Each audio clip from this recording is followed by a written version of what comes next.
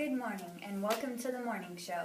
Today we'll be discussing presidential Republican candidate John Kasich.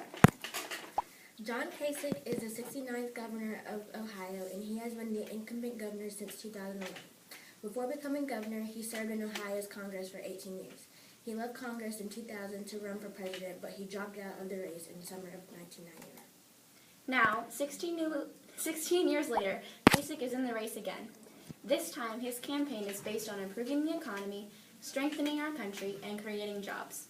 Kasich's campaign website explains that he is more qualified for president because he's created many jobs as governor. The website says when Kasich started office in Ohio, Ohio was 48th in the nation for job creation throughout the country. And throughout his incumbency, he brought the state into the top 10 for job creation. According to Forbes and the Pew Charitable Trusts, Ohio is not in the top 10 states for job creation in the U.S. He did create many jobs in Ohio, but he did not bring them into the top 10. Kasich is also working to improve our country's economy. With his experience alleviating Ohio's debt, Kasich says he would be a great president in Ohio. In Ohio, Kasich claims that the state went from $8 billion in debt to $2 billion surplus. He says the people of Ohio have gained 350,000 jobs since then, and he has cut more taxes than any incumbent governor in the nation. This is all true. The exact amount of debt was $7.7 billion, and the surplus now is a little over $2 billion. Kasich said, "The fact of the matter is Ohio's coming back because we set a clear path, we cut taxes, we balanced our budget, we got credit upgrades when the whole rest of the world was being downgraded."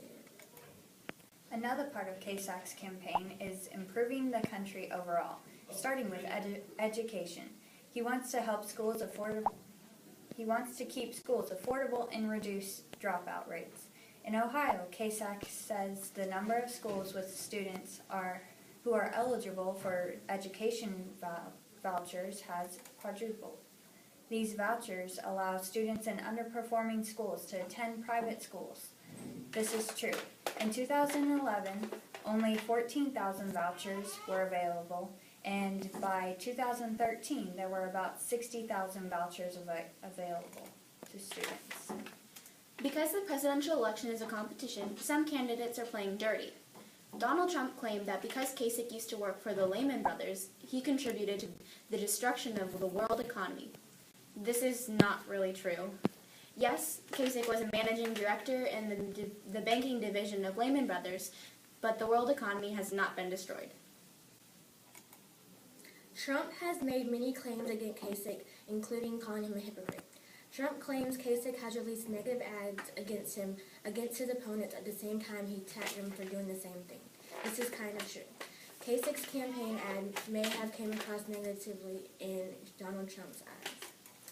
On MSNBC's Morning Joe show, Trump talked about his experience in an airport a few days prior. Trump said he heard a commercial, and the commercial was a little bit negative, and it was John Kasich's campaign video. But it's not just Trump who's attacking John Kasich. Ted Cruz has released negative ads against him and calling him the worst rating on spending of any governor in the country, Republican or Democrat. This rating was based on the data from Ohio's General Revenue Fund about spending. This is not true. A group who helped publish the data said that the figures for Ohio were altered and that they do not represent the true amount of spending money. Based on the data from 1 year, it falsely said that the General Revenue Funds increased by 13%, although the average for it is 4.1% for that year. The altered data shows that Kasich is at average spending.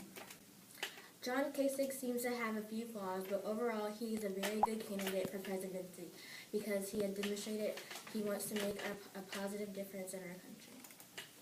John Kasich has certainly made many claims, and most of them are true. We'd say John Kasich is pretty trustworthy.